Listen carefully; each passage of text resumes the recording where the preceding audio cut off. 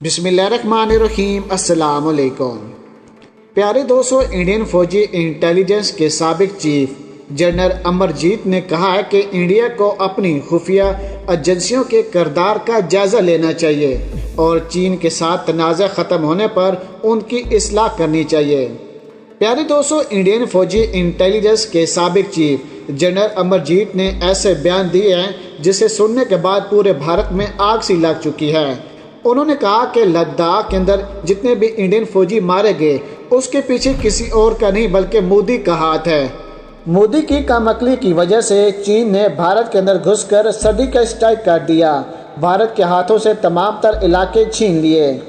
साथ ही साथ जनरल ने बीबीसी को खसूसी इंटरव्यू देते हुए कहा कि वादी गलवान में चीनी फौजियों के साथ लड़ने वाले इंडियन फौजियों को इंटेलिजेंस की जानिब से खबरदार किए जाना चाहिए था, लेकिन इंडियन आर्मी के एहलकारों को एक मिनट की भी खबर नहीं मिली और चीन ने घुसकर कार्रवाई कर दी। इसके पीछे किसी और का नहीं, मोदी का हाथ है, क्योंकि मोदी इंडिया का प्राइम मिनिस्टर है। मोदी का काम बनता है कि वो तमाम तर चीज़ों पर नज़र रखे। चीनी फौजी घुसते हैं और आगे से इंडियन फौजियों को इंटेलिजेंस रिपोर्ट ही मुहैया नहीं की जाती, तो उन्होंने चीन का मुकाबला क्या करना है। उन्होंने कहा कि भारतीय फौजी रिटायर क्यों हो रहे हैं, मोदी को खत क्यों लिख रहे हैं, क्योंकि इंडियन फौजियों को इंटेलिजेंस रिपोर्ट नहीं दी जा रही। प्यारे दोस्तों, जनरल बेदी ने कहा है कि जब भारतीय फौजियों को असला और बारूद और इंटेलिजेंस रिपोर्ट नहीं मिलेगी तो उन्होंने मुकाबला कैसे करना है। जानबूझकर भारतीय फौजियों को मरवाया जा रहा है और मोदी सरकार जो बयान दे रहे हैं कि हम चीन के अंदर घुसकर कार्रवाई करेंगे, हमने चीन के इतने फौजियों को मार दिया है और अगर चीन ने हमला किया तो हम ये कर देंगे, ये सरासर झूठ है। इस वक्त इंडिया के अंदर आग लग चुकी है क्योंकि जनरल अमरजीत के बयान ने पूरी दुनिया को हिला कर रख दिया और ऐसे ऐसे इंकशाफ कर दिए हैं जिसे सुनने के बाद मोदी सरकार पानी पानी हो गए हैं। आज की वीडियो में मुकम्मल रिपोर्ट आपके साथ शेयर करेंगे, लेकिन वीडियो को आगे बढ़ाने से पहले हमारी गुजारिश है कि जिन अहबाब ने अभी तक हमारे चैनल को सब्सक्राइब नहीं किया वो सबसे पहले हमारे चैनल को सब्सक्राइब कर दें और साथ में जुड़ी बेल आइकन को भी दबा दें, ताकि न्यूज़ से रिलेटेड जब भी हम कोई वीडियो अपलोड करें वो सबसे पहले आप अहबाब को मिल सके। उन्होंने कहा, हमारे फौजियों को चीनी फौजियों की नकल व हरकत के बारे में पहले ही खबर मिलनी चाहिए थी। मेरे ख्याल से इस बहरान के खात्मे के बाद इस बारे में मुकम्मल तशवीश होनी चाहिए कि हमारे फौजियों को इस बारे में कोई इत्तलात क्यों नहीं मिली। मुस्तकबिल में भी अपने निज़ाम को बेहतर बनाने के लिए ये ज़रूरी है। इस बात में कोई शक नहीं कि चीन घुसता है, तमाम तर इलाकों पर कब्जा करता है, चीन के त्यारे आते हैं, तमाम तर इंफॉर्मेशन लेते हैं और वापस चले जाते हैं और मोदी सरकार की आर्मी को कानो कान खबर नहीं होती क्योंकि इंटेलिजेंस रिपोर्ट नहीं दी जाती। आखिर इसके पीछे क्या हाथ है? क्या वाकई मोदी सरकार भारत को धोखा दे रहा है?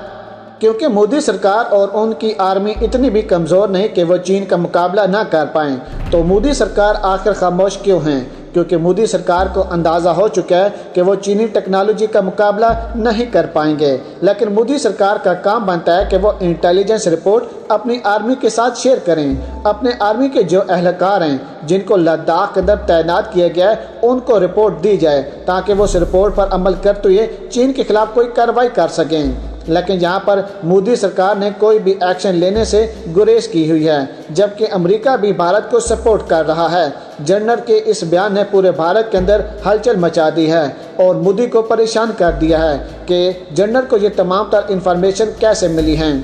हम आपको बताते चलें कि चीन यहाँ पर अकेला नहीं है, चीन को सपोर्ट पाकिस्तान की है और दोनों ममालिक मिलकर भारत के खिलाफ कार्रवाई करने वाले हैं।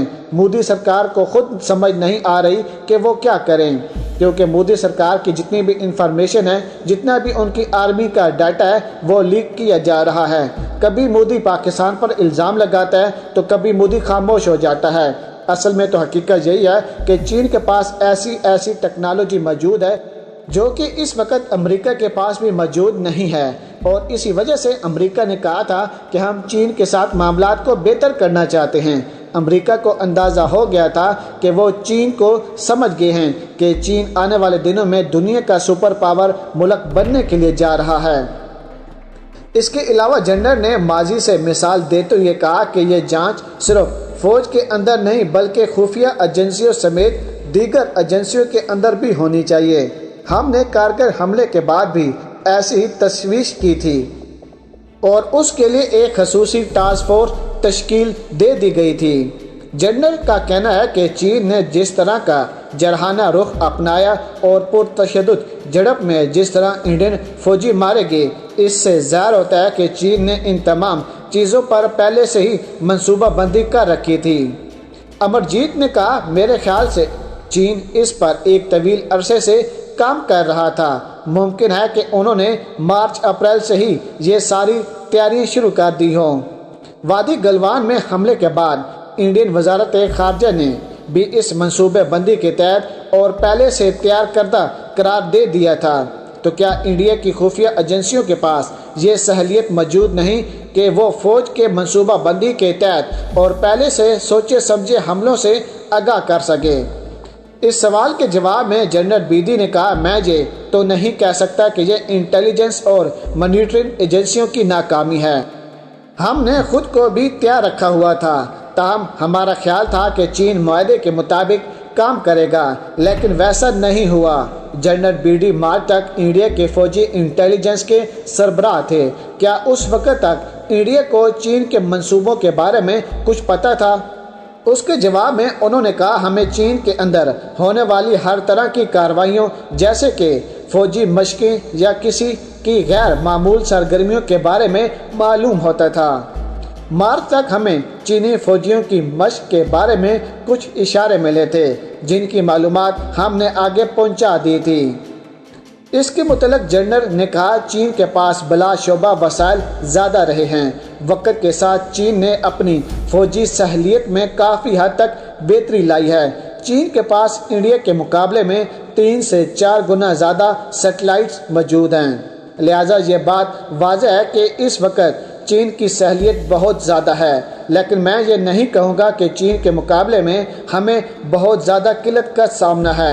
انڈیا نے بھی وقت کے ساتھ اپنی صلاحیت میں اضافہ کیا ہے، لیکن جب سے چین نے پاکستان کو اپنے ساتھ ملایا ہے، چین کی طاقت ڈبل ہو گئی ہے اور اب ہم چین کا مقابلہ نہیں کر پائیں گے، کیونکہ چین کے ساتھ پاکستان کی پاک آرمی ہے اور پاک آرمی نے پہلے ہی ہمارے طیاروں کے ساتھ ساتھ ہمارے پائلٹ کو بھی گرایا ہے۔ پیارے دوستو، اگر آج کی ویڈیو آپ احباب کو ہماری پسند آئی ہو تو ویڈیو کو لائک کر دیں، شیئر کر دیں اور پاک آرمی اور عمران خان صاحب کے حق میں ایک نعرہ کمنٹس میں ضرور لگا دیجیے گا۔ پاکستان زندہ باد۔